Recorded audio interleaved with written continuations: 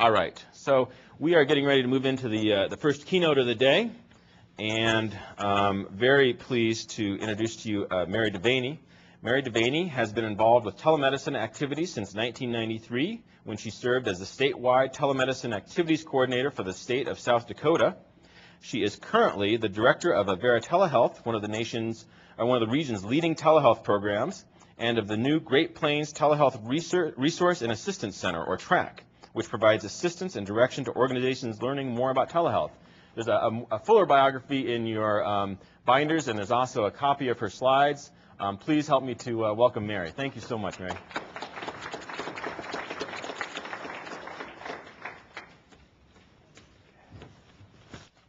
Well, thank you for having me this morning. Round two. We were glad to not have the excitement of the snow this time around. So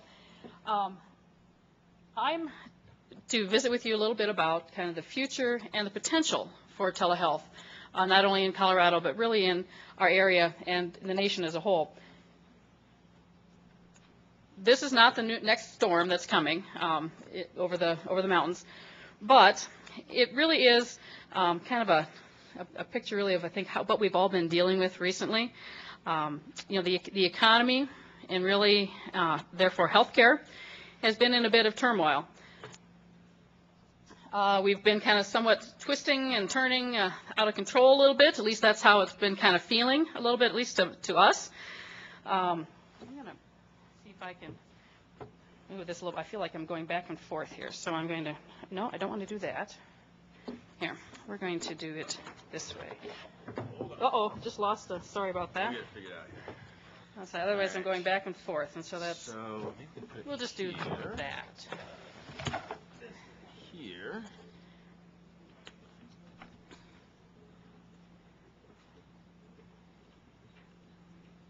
And I'll hang on to it, and I promise I won't let it fall. Great. All right. Sorry about that. All right. So sometimes it feels like some of our resources are kind of drying up and maybe blowing away a little bit. Our budgets are awfully tight. Maybe places that we went to before for help and kind of the money pit, so to speak, have disappeared on us. I think we've all been kind of feeling like we're being pushed to do more and more and more with less and less, and it's becoming a bit overwhelming for us all. And that things seem to be kind of falling apart a little bit. But I do want to kind of bring a little bit of brightness to my conversation. Hopefully that wasn't too depressing, because I do feel there's a little bit of a silver lining in all of this. And I think that silver lining really is telehealth, because now is really an opportunity that's being placed to us really on a silver platter. At least that's my perception. And I think that you'll find that as we kind of go through today, you'll find that you may have that similar, you'll have that similar opinion and impression. So really, from the perspective of telehealth, now is our time. And I think we'll find a lot of opportunities that maybe weren't there or maybe were a little harder to bring to the surface in the past, because everything was going along just fine. And now is an opportunity for us to kind of move forward. So as they said, we have some questions for you all, some additional questions, and they're going to be kind of throughout the day. And so my first one, and I believe Chris is going to help us out with this, but my first one is, how many of you had to really talk your way into coming today? Was it, like begging on bended knee, can I please go? Or did you just kind of go? Because it was okay and no big deal, or did you just kind of come today and didn't really tell anybody, and you just said I have a meeting and I'll be back, and so I'd like to kind of get a sense of where you all were on coming today. Okay, so go ahead and give your answer, and we'll close it down. It looks like we're at about 70 or so. So we'll close this in 3, 2, and 1. And oh, good. Well, that's good. So coming today was not a huge issue for you. Well, that's great. At least for some, and then for the rest of you, you just kind of went. And you'll explain it later. So, good. All right, the next question is a little bit about, I think we kind of talked a little bit in some of the other questions, but a little bit more focused question, I think, today. What is your organization's history with telehealth? One, we don't use any services, so that's why kind of we're here today. We recently began using services and want to expand those. We've been utilizing services for years, but we want to do more. And then, what exactly is telehealth? So go ahead and enter. Okay, and we'll close this one in 3, 2, and 1. Great. Interesting split. So good. We've got about, interesting that it's almost even third, and a third. Couple that are trying to figure out what it is, and that's great. That's great. That's why you're here. Next question is the biggest barrier to broadband. Hold on, Yes, we talked. 1 second here. Oh. I have to come up real quick. Just redo this.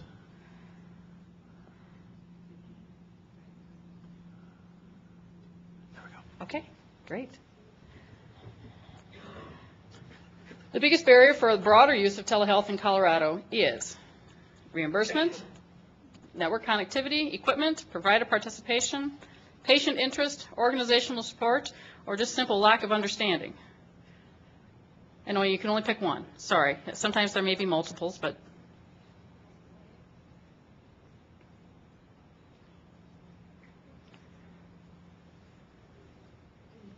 Okay, and we'll close this in 3, 2, and 1.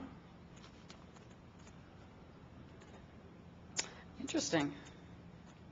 Reimbursement is viewed as the biggest barrier. Yeah. So Mary, go ahead and advance it when you're ready. Sounds great. Thank you. Interesting, I think that while obviously reimbursement is an issue, we've actually found that reimbursement isn't our main issue, that from our perspective within our program. Reimbursement obviously is important and a key component, but there are certainly other pieces that go along with that. Network obviously is a part of that as well. But interesting. So you'll see that there are a variety of issues that we all deal with and need to address. So what is the future for telehealth?